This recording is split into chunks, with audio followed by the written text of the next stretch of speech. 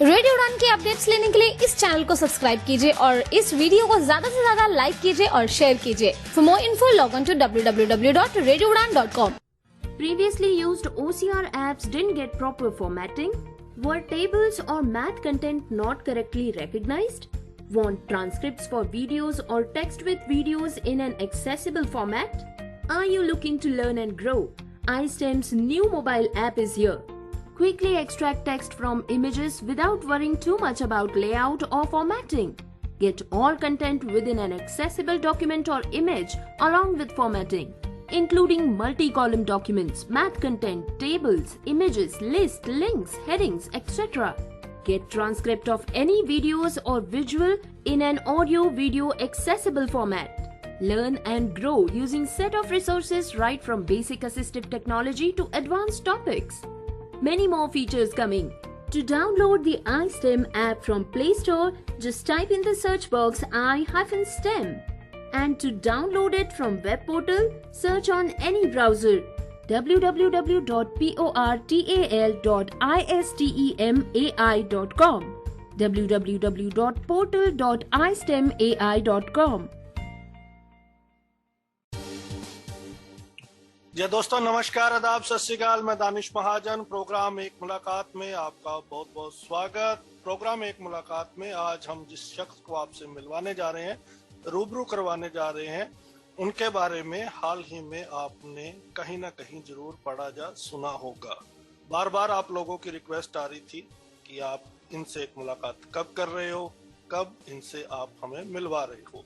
तो आज हम बात कर रहे हैं सम्यक जैन जी से, जिन्होंने यूपीएससी में 7th रैंक हासिल किया है इस बार, और उनसे जानेंगे डिटेल्ड उनकी लाइफ जर्नी के बारे में। तो सम्यक जी, बहुत बहुत स्वागत आपका रेडियो उड़ान पे।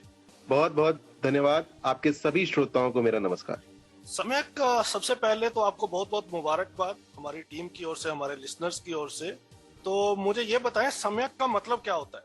जी जी, मैं आपको ये पहले बताता हूँ कि ये जो सम्यक का मतलब है, ये लगभग मुझसे मेरे सभी मॉक इंटरव्यूज में भी पूछा गया, और जो मेरा एक्चुअल इंटरव्यू हुआ उसमें भी ये सवाल मुझसे पूछा गया। और सम्यक का मतलब बेसिकली होता है बैलेंस्ड, माने जो राइट हो और जो राइचुअस हो, और जो दोनों में से किसी भी तरफ ना हो, जो मध्यम मार्ग पे चले, वो होता है। ये जैनिज्म में त्रिरत्ना होता है: सम्यक दर्शन, सम्यक ज्ञान और सम्यक चरित्र। ये वहां से लिया गया है, ये वहीं से डिराइव हुआ है ये वर्ड। ग्रेट। तो कैसा लग रहा है सेलिब्रिटी स्टेटस? हाँ, अभी तो मतलब नए नए बने, अजीब सा लग रहा है, क्योंकि बहुत ज्यादा मीडिया अटेंशन मिल रही है अचानक से, और एकदम से 180 डिग्री बदल गई है लाइफ। इतना तो कभी एक्सपेक्ट नहीं किया था। मतलब बहुत ये एक्सपेक्ट किया था कि 7th रैंक आएगा? जी, मैं आपको बता सकता हूँ कि कोई भी अपनी single digit rank predict expect नहीं कर सकता। ये केवल और केवल एक हैप्पी सरप्राइज होता है और कुछ नहीं। ये देश के लिए भी सरप्राइज है, और खास तौर पे डिसेबिलिटी सेक्टर के लिए, और खास तौर पे विजुअली इम्पेयर्ड कम्युनिटी के लिए। You have made everyone proud and everybody is talking about your life, and we were expecting कि एक दिन ऐसा आएगा जब हमारी कम्युनिटी के लोग भी जो सिंगल डिजिट में रैंक हासिल करेंगे, and you have done it. तो थैंक यू सर। बहुत मेहनत लगी होगी आपको इसके लिए। जी सर, मेहनत तो बहुत लगी है, लेकिन मैं ये कह सकता हूँ कि मुझे सपोर्ट भी बहुत मिला है, लोगों का प्यार भी बहुत मिला है, और इस वजह से मेहनत करना थोड़ा आसान हो गया, थोड़ा मोटिवेशन ज्यादा हो गई। और अब मैं यही चाहता हूँ कि बन जाने के बाद कि हर साल कोई ना कोई मेरे जैसा निकले सिंगल डिजिट रैंक में, और अपनी कम्युनिटी, इस कम्युनिटी के लिए मैं कुछ कर सकूं, तो मेरे लिए बहुत खुशी की बात होगी। सम्यक, थोड़ा अपने बारे में बताएं, आप कहाँ से हैं? लोग आपकी लाइफ के बारे में जानना चाहते हैं।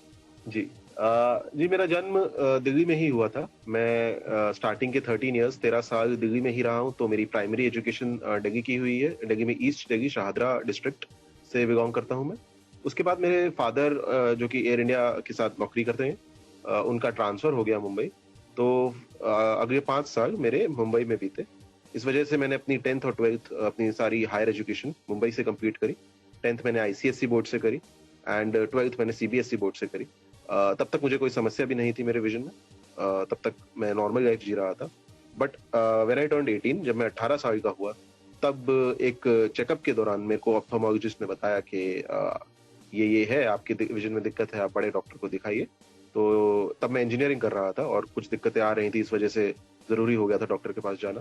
तो जब मैं हॉस्पिटल गया तो डॉक्टर ने प्रॉपर चेकअप किया, फिर कई सारे टेस्ट देखे और उन सब के बाद बताया कि मुझे मैक्यूलर डिजेनरेशन है, जो juvenile form of macular degeneration होता है वो है।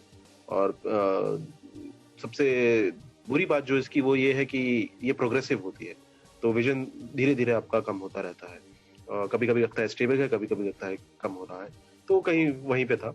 लेकिन उसके बाद मैं इंजीनियरिंग छोड़ा, वापस दिल्ली आ गया। तब तक पापा का ट्रांसफर भी दिल्ली हो गया था वापस, तो मैं दिल्ली आ गया और यहाँ पे मैंने दिल्ली विश्वविद्यालय दिल्ली यूनिवर्सिटी में स्कूल ऑफ ओपन लर्निंग में दाखिला लिया और बी इंग्लिश ऑनर्स परस्यू की। मुश्किल था सफर, लेकिन कोशिश करते रहे। साथ में मेरे पेरेंट्स ने, स्पेशली मेरी मम्मी ने बहुत सपोर्ट किया। सेकंड और थर्ड ईयर में, फर्स्ट ईयर तक मैं अपने आंसर्स खुद ही लिख पा रहा था, अपने एग्जाम खुद ही दे पा रहा था, लेकिन सेकंड और थर्ड ईयर में मुझे स्क्राइब की जरूरत पड़ने लगी और मेरी मम्मी ने मेरे आंसर्स लिखे और पढ़ाया भी उन्होंने तब तक। उसके बाद लेकिन मुझे बहुत सारी असिस्टिव टेक्नोलॉजीज के बारे में पता चला एंड वहां से मेरा एक नया सफर शुरू होता है, जिसे कह सकते हैं कि एक नया जीवन मिलता है। बिल्कुल जी, जिसे आप हम लोग तो, हमारी कम्युनिटी में तो काफी कॉमन है कि मोबाइल में, एंड्रॉइड में टॉक बैक है और जॉज है विंडोज में। तो इन सब सॉफ्टवेयर्स की मदद से मैंने अपनी पढ़ाई को आगे बढ़ाया। मैंने IIMC ज्वाइन किया, Indian institute of mass communication, नई दिल्ली, जहाँ पे मैंने इंग्लिश जर्नलिज्म का कोर्स किया। 1 साल का कोर्स होता है वो। तो 2018 में मैंने उसमें ज्वाइन किया और 2019 में मैं पास आउट हुआ। 2019 में ही फिर मेरा मन हुआ कि मैं इंटरनेशनल रिलेशंस की तरफ जाना चाह रहा था, मेरा इंटरेस्ट बन रहा था उस एरिया में। तो मैं JNU चला गया, जवाहरलाल नेहरू यूनिवर्सिटी, और वहाँ पे मैंने मास्टर्स किया MA in politics with specialization in international studies. 2019 से 21 का बैच रहा मेरा और बहुत ही अच्छा सफर रहा मेरा। यहाँ दोनों ही जगहों पे बहुत ही सपोर्टिव, बहुत ही कॉर्डियल लोग मिले। जब मैं JNU में था तो मेरा मन हुआ कि अब कुछ UPSC की तरफ चलते हैं, क्योंकि आसपास के लोग भी UPSC की तरफ थे और मेरे बैक ऑफ द माइंड में, जैसे कह सकते हैं कि पिछले कुछ साल से ये बात आ रही थी कि शायद मुझ जैसे के लिए UPSC एक अच्छा विकल्प, एक अच्छा ऑप्शन हो सकता है। तो मैं जब मार्च 2020 में लॉकडाउन लगा तो मुझे लगा कि ये समय भी सही है, वक्त भी है मेरे पास कॉलेज के साथ साथ पढ़ाई को मैनेज करने का, क्योंकि इससे पहले मैं कॉलेज के साथ साथ पढ़ाई को मैनेज उतना नहीं कर पा रहा था। मुश्किल हो जा रहा था। लेकिन कॉलेज क्योंकि लॉकडाउन के दौरान ऑनलाइन हो गया तो मैं घर पे आ गया और घर पे काफी समय मिलने लगा मुझे पढ़ने के लिए, तो मैंने वहीं से अपनी पढ़ाई स्टार्ट करी। जॉस के थ्रू, कर्सविल 1000, हमारी कम्युनिटी में सभी लोग जानते होंगे इन सॉफ्टवेयर को, उन्हीं के थ्रू पढ़ाई हुई और पहला अटेम्प्ट दिया 2020 में ही, लेकिन उसमें कुछ हुआ नहीं। थोड़ा कम प्रिपेयर्ड था मैं, ये बात मुझे समझ में आई। जो गलतियां की मैंने उनसे सीख ली और फिर मेरे ये जो दूसरा अटेम्प्ट था 2021 का, इसमें भगवान की कृपा से broken all the shackles। तो शादरा में मेरे ससुराल भी हैं समय। अच्छा, क्या बात। चलिए, तो ये दूसरा अटेम्प्ट था आपका। आपने कहा कि पहले अटेम्प्ट में कुछ गलतियां हुई, फिर उससे आपने सीखा। 2 सवाल है आपकी बातों में से ही। पहला सवाल तो यही है कि वो क्या गलतियां थी और आपने क्या सीखा, और दूसरा सवाल, इंजीनियरिंग में जब आपको पता चला कि आपको अब विजन में थोड़ी समस्या हो रही है, आपकी आई साइट थोड़ी लूज हो रही है, तो कितना बड़ा सेटबैक था? कैसे मैनेज किया आपने इंजीनियरिंग से, फिर आप फिर से आर्ट्स में आ गए, तो ये कितना बड़ा सेटबैक था? जी सर, मैं दूसरे सवाल को पहले देना चाहूंगा। सर, मैं बता नहीं सकता सर, एक आदमी जिसने 18 वर्ष की उम्र तक सब कुछ नॉर्मल किया हो, तो मेंटली, फिजिकली, इमोशनली मैं हर तरीके से बता सकता हूँ कि हर तरीके से लाइफ चेंज हुई, जिंदगी जीने का तरीका चेंज हुआ।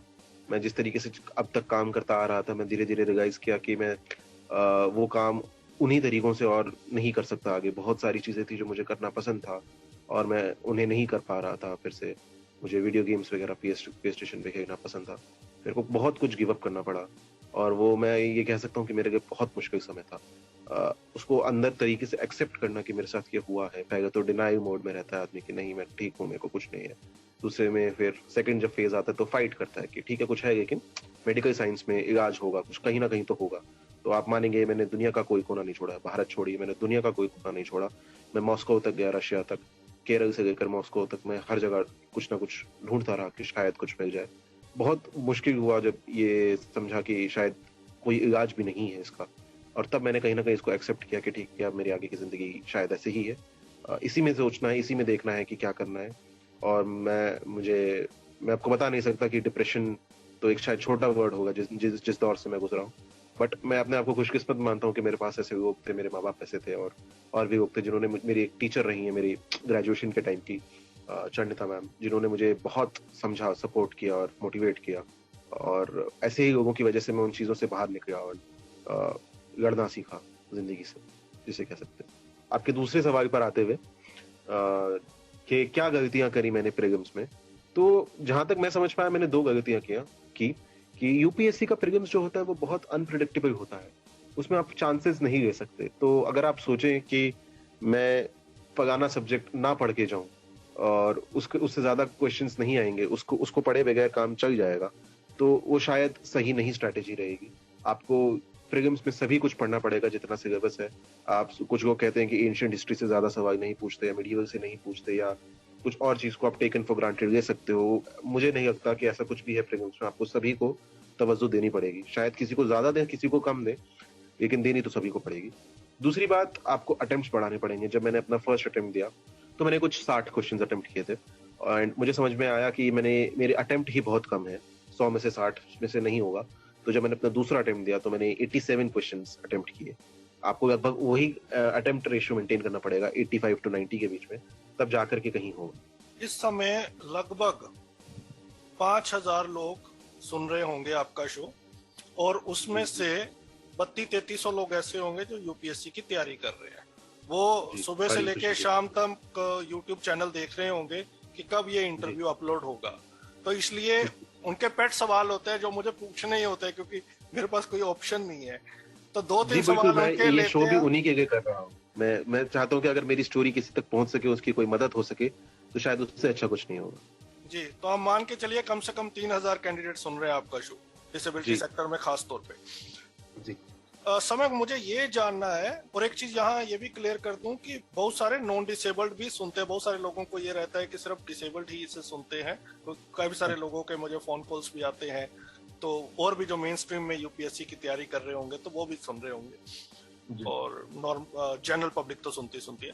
एनीवेज, जो मेरे सवाल ये है समय का, ये जानना चाहता हूँ कि आपके हिसाब से क्या स्ट्रेटजी होनी चाहिए, किस तरह का मटेरियल हमें यूज करना चाहिए।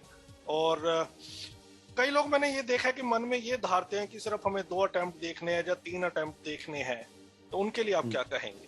ये 2-3 सवाल। जी, मैं सबसे पहले सबसे आखिरी का सवाल सबसे पहले लूंगा। जो लोग ये सोचते हैं कि हमें केवल 2 अटेम्प्ट देखते हैं, केवल 3 अटेम्प्ट देखते हैं, वो बिल्कुल सही सोचते हैं। मैं खुद ही आपको माइंड में यही लेकर के चलिए कि आपको 1 अटेम्प्ट से ज्यादा नहीं देना है, कि ये जो अटेम्प्ट है इस वक्त जो आपके हाथ में जो आप दे रहे हैं, बस यही है, इससे अगले अटेम्प्ट नहीं देना है आपको। तभी वो ड्राइविंग फोर्स, वो मोटिवेशन वो आएगी। कि एक्चुअली हुआ ये है कि यूपीएससी ने अपने अटेम्प्ट बहुत बढ़ा दिए हैं। हमारी कैटेगरी के लिए 9 अटेम्प्ट हो गए हैं, तो लोग सोचते हैं कि ये नहीं तो अगला, उसने वो नहीं तो उसके अगला। उस वजह से क्या होता है, वो इस वाले अटेम्प्ट के लिए उतना एंथुजियास्टिक नहीं होते, उतना मोटिवेटेड नहीं होते कि उसमें अपना 100% दे पाए। कहीं ना कहीं वो एक पाँव हमेशा अपनी दूसरी नाव में रखते हैं, जिसमें वो अगले अटेम्प्ट सोच रहे होते हैं। जब आप ये सोचते हैं कि मेरे पास यही अटेम्प्ट है और मेरे को इसी में करना है, तब आपके पास जो ड्राइविंग फोर्स और मोटिवेशन आती है वो अलग ही होती है। और मुझे लगता है कि वो कहीं ना कहीं बहुत मददगार साबित होती है एंड में आपको यूपीएससी क्रैक कराने में। वो बिल्कुल सही सोच है, उसी सोच पे चलिए। आपका पहला सवाल कि क्या स्ट्रैटेजी रही, तो उस स्ट्रैटेजी में मैं ये कह सकता हूँ कि आपको सेल्फ स्टडी पे ध्यान देना है। कि आप 2 साल का टारगेट बनाइए कि आपका फर्स्ट ईयर आपको 1 साल चाहिए फुल सेल्फ स्टडी का, जिसमें आप सारे सब्जेक्ट्स पढ़ें। और दूसरा साल वो जिस साल में आप अटेम्प्ट दे रहे हैं, क्योंकि यूपीएससी का साइकिल भी लगभग 1 साल लंबा होता है, तो दूसरा साल वो हो जाएगा जब फॉर्म भरने से लेकर के आपका रिजल्ट आने तक का साइकिल है। इस सब के बीच आप ये सोच लीजिए कि आपको ज्यादा किताबों के पीछे नहीं भागना है। आपको एक सब्जेक्ट की एक किताब रखनी है। जो मैं हर जगह कह रहा हूँ और जो मेरा मंत्र रहा है कि मिनिमम सिलेबस मैक्सिमम रिवीजन।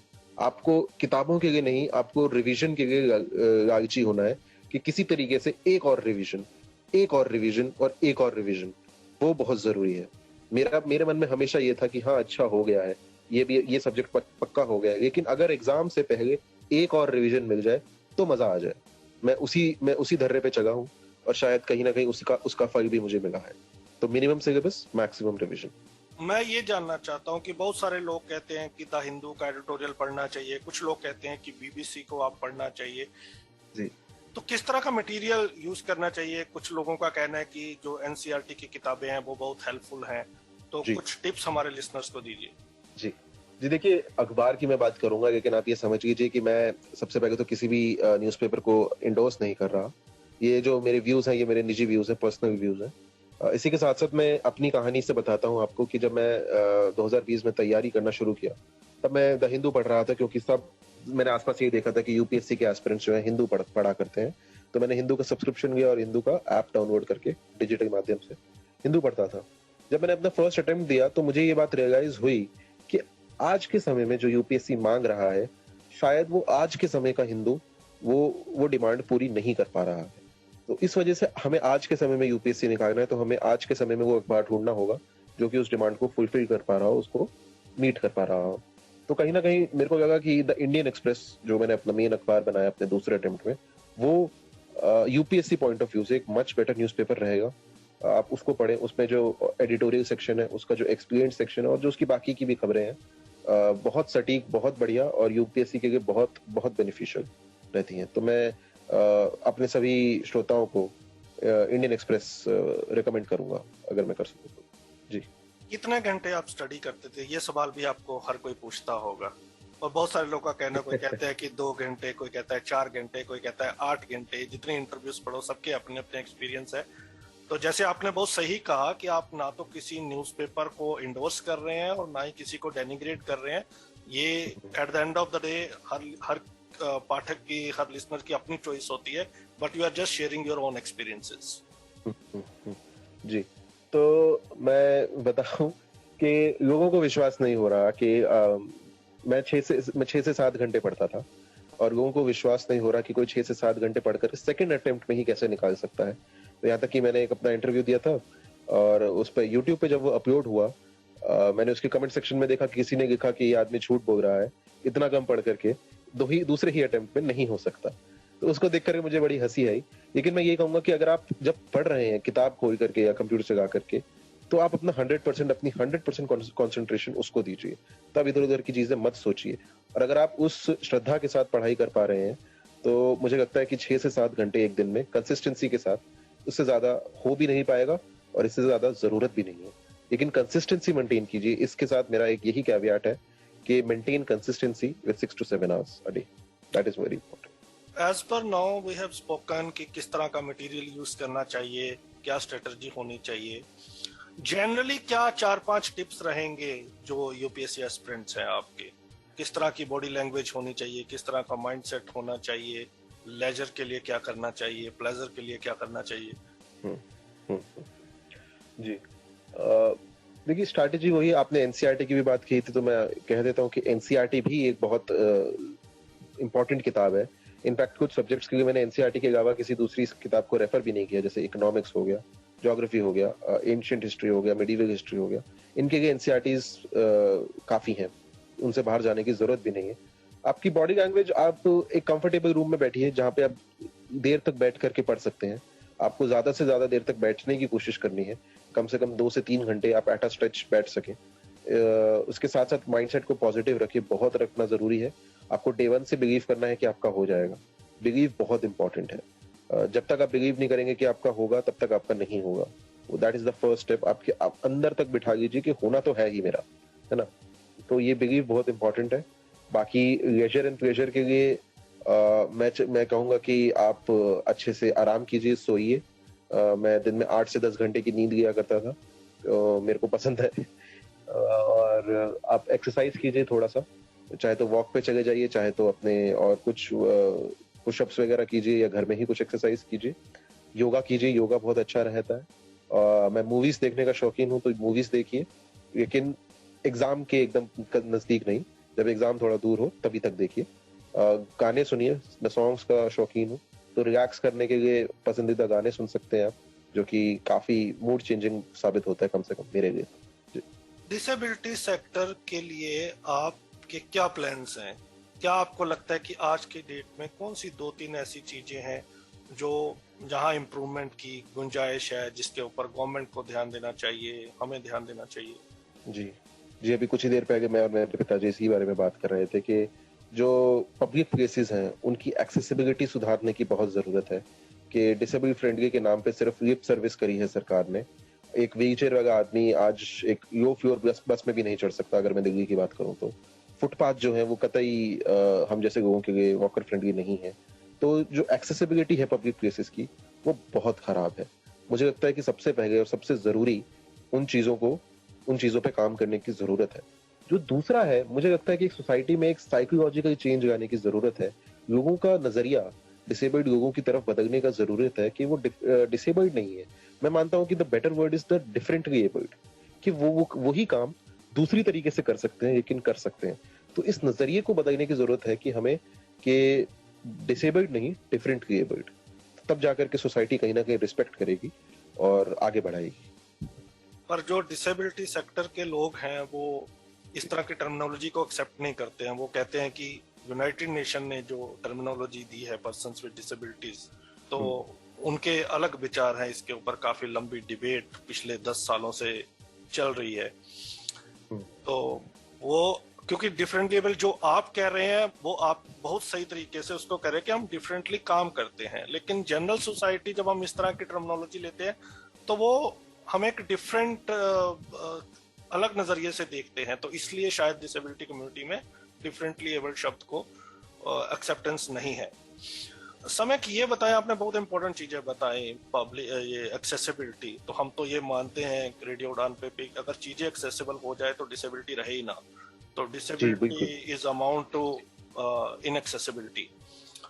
तो ये उम्मीद भी होगी कि आप इस एरिया में आ रहे हैं तो आप कंट्रीब्यूट करें कम्युनिटी के लिए जो आपको अपनी एबिलिटी से कर सकते हैं। अब थोड़ा सा फिर से बैक चलते हैं। दो चीजें आपसे जानना चाहता हूँ कि डिसेबिलिटी को एक्सेप्ट करना। देखिए बहुत सारे लोग हैं, मैं मिलता हूँ लोगों के घर जाता हूँ आसपास, तो देखता हूँ कि कई लोगों को बहुत समझाने के बाद भी वो एक्सेप्ट नहीं कर पाते डिसेबिलिटी को, जो लेट ब्लाइंड होते हैं, और इसी चक्कर में वो पूरी अपनी लाइफ खराब कर लेते हैं। अब हमारा क्या होता है, हम एक बार जा सकते हैं, 2 बार जा सकते हैं, 5 बार जा सकते हैं, लेकिन हमारी भी लिमिटेशन है, बार बार नहीं जा सकते काउंसलिंग के लिए। तो फैमिली का सपोर्ट बहुत इंपॉर्टेंट रहता है। तो आपने कैसे ओवरकम किया उसके बारे में हमें थोड़ा सा बताइए। और एक चीज होती है जो पार्शियल ब्लाइंड या लो विजन होते हैं उनके साथ, कि वो हमेशा से कंप्लेन करते हैं यार ना तो हम डिसेबल्ड में आते हैं ना नॉन डिसेबल्ड में आते हैं, इस चक्कर में हमें डिस्क्रिमिनेशन झेलना पड़ता है। तो आपके साथ कोई ऐसा इशू हुआ? जी जी जी बिल्कुल, मैं इस बात से काफी सहमति रखता हूँ कि एक्चुअली कभी कभी लोगों को पता ही नहीं होता कि इसके साथ ये दिक्कत है, और लोगों को लगता है कि पब्लिक प्लेसेस में कि ये ऐसे क्यों बिहेव कर रहा है। और इस वजह से भी मैंने काफी लुक्स झेले हैं, काफी डिस्क्रिमिनेशन जिसे कह सकते हैं मैंने झेला है, कि ना तो मैं इस तरफ हूँ ना मैं उस तरफ हूँ। और बिल्कुल जो आप कह रहे हैं बात बिल्कुल सही है, मैंने भी ये सब झेला है। और मैं सबसे पहले तो आपको साधुवाद भी देना चाहूंगा कि आप जो काउंसलिंग कर रहे हैं सर, बहुत अच्छा काम कर रहे हैं।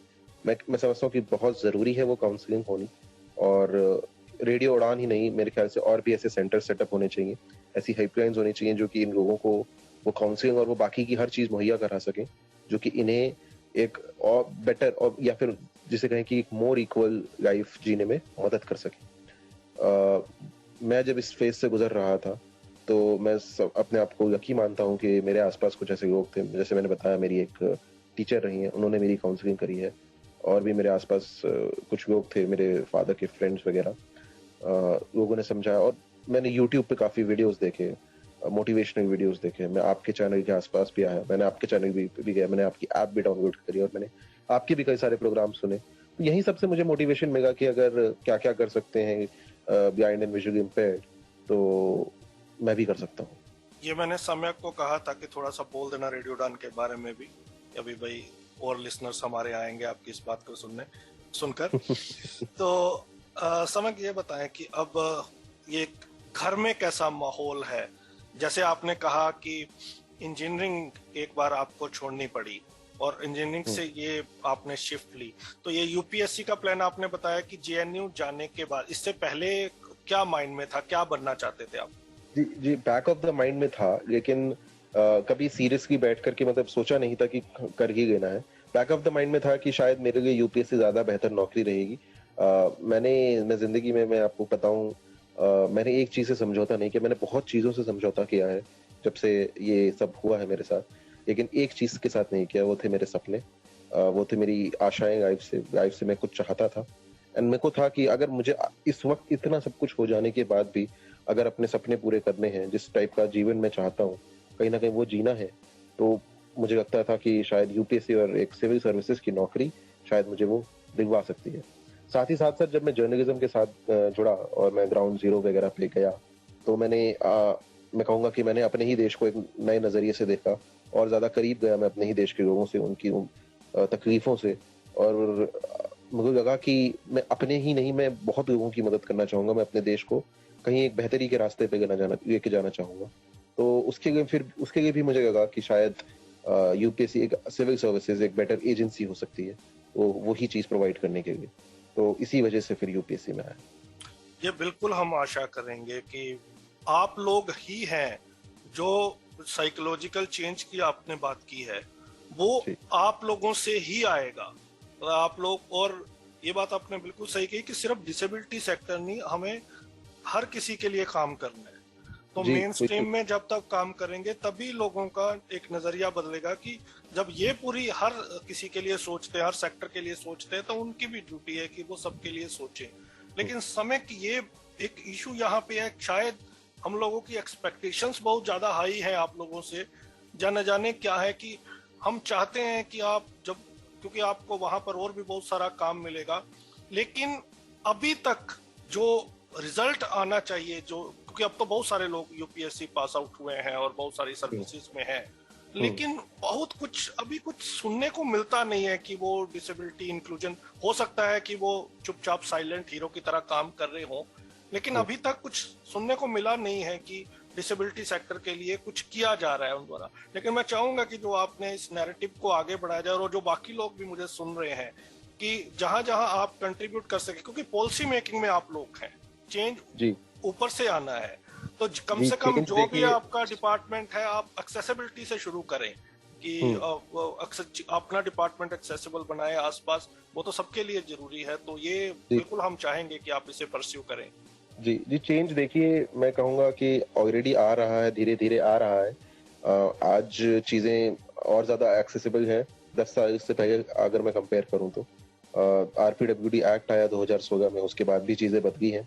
और मैं उदाहरण सिर्फ आपको, एक बैम्बू का एक प्लांट होता है, उसको 5 साल लगते हैं अपनी जड़ें जमाने के लिए, और जब एक बार वो अपनी जड़ें जमा लेता है तो वो बड़ी ही तेजी से ऊपर की तरफ ग्रो करता है। तो आप 5 साल तक उसके बीज को बो के रखिएगा, ऐसा लगेगा कुछ हो ही नहीं रहा है, पौधा फूट ही नहीं रहा है, लेकिन जब वो फूटेगा तो वो एकदम से फूटता है, बड़ी तेजी से ऊपर उठता है। तो मुझे लगता है कि हमारे सेक्टर के साथ भी कहीं ना कहीं वही हो रहा है। बिल्कुल। क्या हॉबीज है आपकी? जी, मुझे मूवीज देखना पसंद है। जैसे मैंने बताया, मुझे गाने सुनना पसंद है, मुझे थोड़ा उनके साथ साथ गुनगुनाना भी पसंद है। मुझे बुक्स पढ़ना पसंद है, नॉन फिक्शन का, पॉलिटिकल नॉन फिक्शन का काफी शौकीन हूँ मैं। कभी कभी फिक्शन भी पढ़ता हूँ, और दोस्तों के साथ हैंग आउट करना, ये सब पसंद है। Favourite actor? जी, मुझे टॉम हैंक्स पसंद है, मुझे इंडिया में शाहरुख खान पसंद है, नवाजुद्दीन सिद्दीकी पसंद है, राजकुमार राव पसंद है, आयुष्मान खुराना पसंद है। आजकल कियारा आडवाणी है। बदलता रहता है। Favourite author?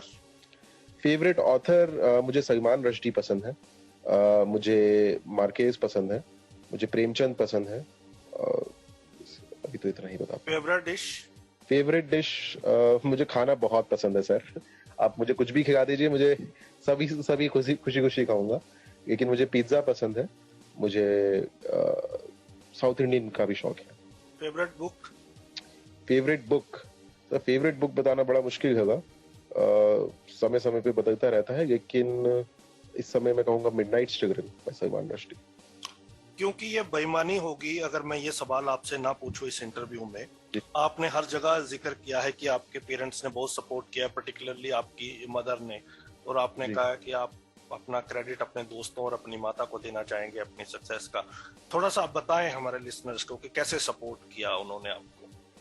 जी, जैसा मैंने बताया कि ग्रेजुएशन के दिनों में, सेकंड ईयर और थर्ड ईयर में, जब तक मुझे इन एक्सेसिबल सॉफ्टवेयर्स के बारे में नहीं पता था, तब तो मेरी किताबें भी वही थी और मेरी राइटर भी वही थी, तो मुझे किताबें पढ़ के भी वही सुनाती थी, और मेरा एग्जाम लिखने भी वही जाती थी। उसके बाद यूपीएससी के लिए भी क्योंकि मैं बिजी होता था तो कई बार कुछ साइट्स एक्सेसिबल भी नहीं होती और कुछ मटेरियल ढूंढने में भी टाइम लगता है, तो जितने भी सॉफ्ट में मटेरियल चाहिए होता था या हार्ड कॉपी का मटेरियल सॉफ्ट कॉपी में कन्वर्ट कराना होता था, तो ये सारा काम मेरी मम्मी का था, वही करती थी। मैं आंसर राइटिंग की प्रैक्टिस किया करता था, लेकिन जिस कोचिंग क्लास को मैंने ज्वाइन कर रखा था वो ये बात पे इंसिस्ट करते थे कि हमें आंसर्स हैंड रिटन ही चाहिए।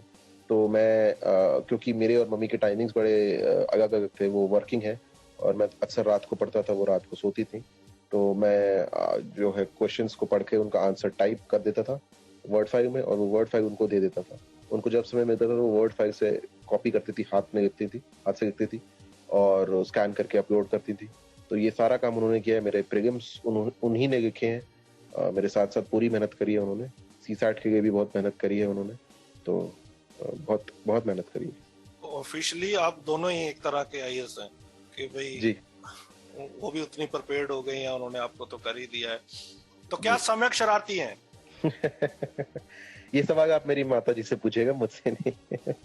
तो सम्यक, अगर आपको मौका मिले कि आपको इन 3 डिपार्टमेंट से एक पिक करना है, ministry of social justice and empowerment, जी, मिनिस्ट्री ह्यूमन रिसोर्स डेवलपमेंट या एजुकेशन मिनिस्ट्री जॉब है, या फिर ministry of information and broadcasting, तो आप इनमें से कौन सी पिक करेंगे और क्यों?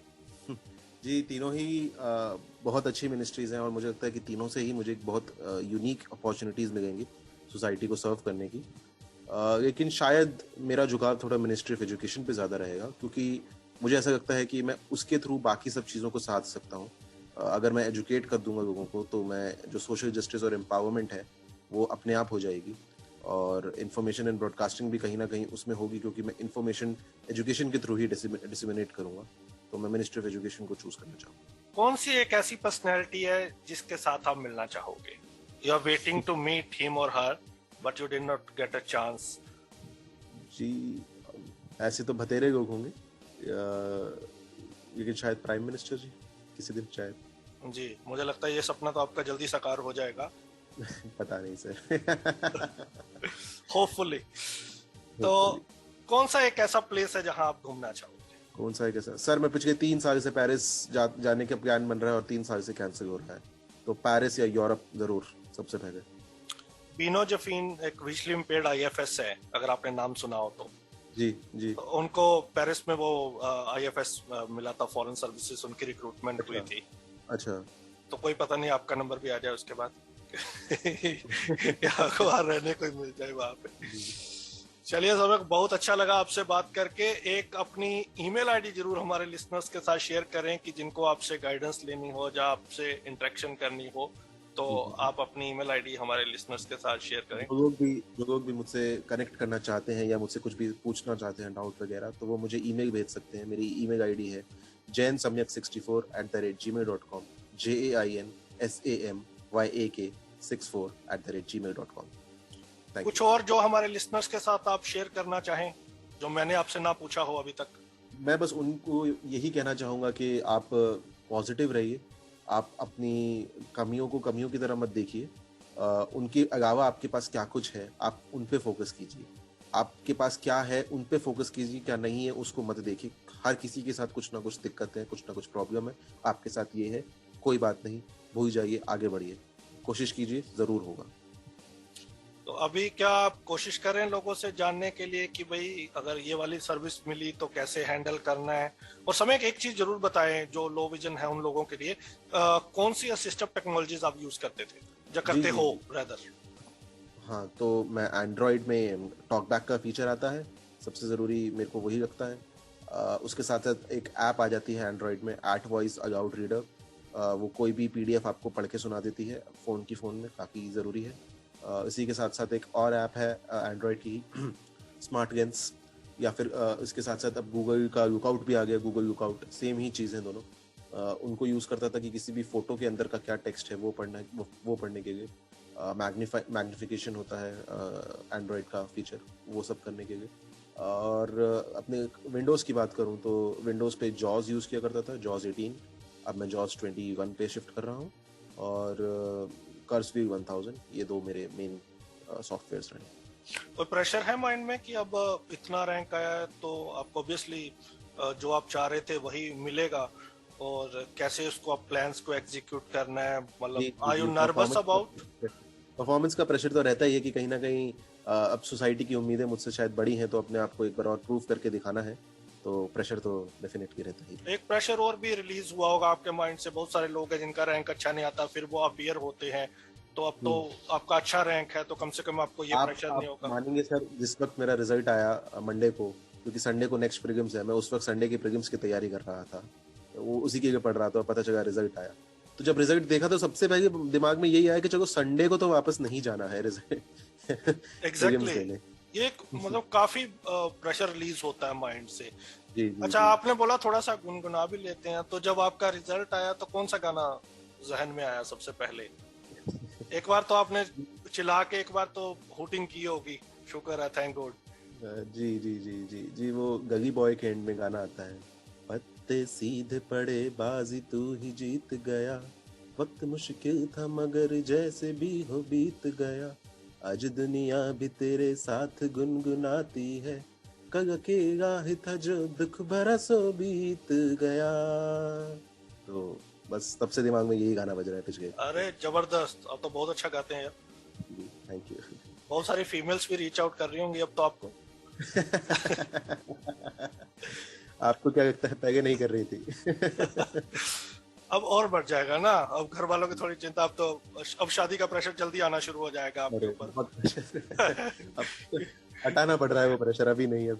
हाँ, चलिए, ऑल द बेस्ट। बहुत ही मजा आया आपसे बात करके समय। उम्मीद यही है कि आगे भी आप मुझे टाइम देंगे और हम जी जरूर टाइम टू टाइम डिसेबिलिटी से रिलेटेड टॉपिक्स पे बात करेंगे, इवन इन जनरल सोसाइटी के जो इश्यूज हैं उसके ऊपर बात करेंगे। आपको मैं कहना चाहूंगा सर, आपका इनिशिएटिव बहुत अच्छा है। मैं आपकी पहले एक एंकर हुआ करती थी सिमरन चावला जी, मैं उनको सुना करता था, मैं कभी शायद उनसे भी मिलना चाहूंगा। आपने पूछा था कि इनसे मिलना चाहेंगे, मैं शायद कभी उनसे भी मिलना चाहूंगा। और मैं आपको बहुत साधुवाद, बहुत धन्यवाद देता हूँ कि आप जो कर रहे हैं सर, आपने मुझे इंस्पायर किया और मुझे नहीं पता मेरे से कितने और लोगों को इंस्पायर किया। Thank you sir. Truly pleasure and you have made us proud. Thank you so much, all the best, looking forward to meet you. तो अब आपने करना, अब मेरा भी है कि आपसे जल्दी मिलना है, तो होपफुली विल मीट सून। तो thank you so much listeners. तो आज हमने बात की सम्यक जी से, जिन्होंने पूरे देश का नाम रोशन किया, डिसेबिलिटी को समझा, एक्सेप्ट किया। मैं हमेशा कहता हूं कि आज की डेट में जिस तरह के सोर्सेज और रिसोर्सेज हमारे पास हैं, तो कोई डिसेबल्ड नहीं होना चाहिए, दैट्स फॉर श्योर। लेकिन अगर अनफॉर्चुनेटली आप हो जाते हैं तो काफी चीजें हैं, उससे बाहर निकलिए, एक्सेप्ट कीजिए, अपने रास्ते तलाश कीजिए, मंजिल आपको जरूर मिलेगी। सम्यक ने अपनी ईमेल आईडी शेयर की है, तो आप उनसे बात कर सकते हैं। अगले सप्ताह फिर मिलूंगा किसी और पर्सनैलिटी के साथ, तब तक दीजिए इजाजत। सुनते रहिए radio Udaan, flight of life. Bye bye.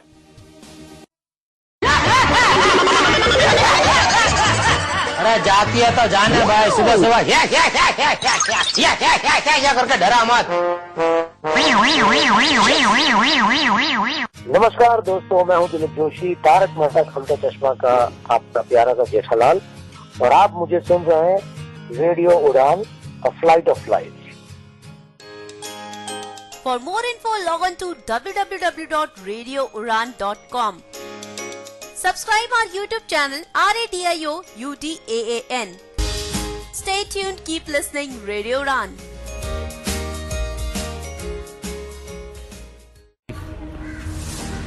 मेरा नाम चंदन दास और आप सुन रहे हैं रेडियो उड़ान। बहुत बहुत शुक्रिया। For more info, log on to www.radioudan.com. Download our app from Google Play Store and do not forget to follow us on social media platforms and subscribe to us on our YouTube channel, Radio Udan.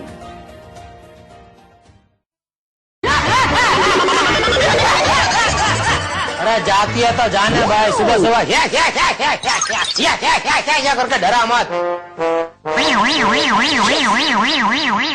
नमस्कार दोस्तों, मैं हूं दिलीप जोशी, तारक मेहता का उल्टा चश्मा का आपका प्यारा सा जेठालाल, और आप मुझे सुन रहे हैं रेडियो उड़ान, a flight of life. For more info, log on to www.radioudan.com. Subscribe our YouTube channel RADIO UDAAN. Stay tuned, keep listening Radio Udan.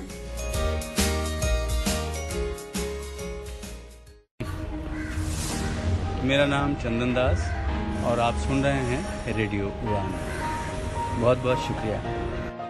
For more info, log on to www.radioudan.com. Download our app from Google Play Store and do not forget to follow us on social media platforms and subscribe to us on our YouTube channel, Radio Udan.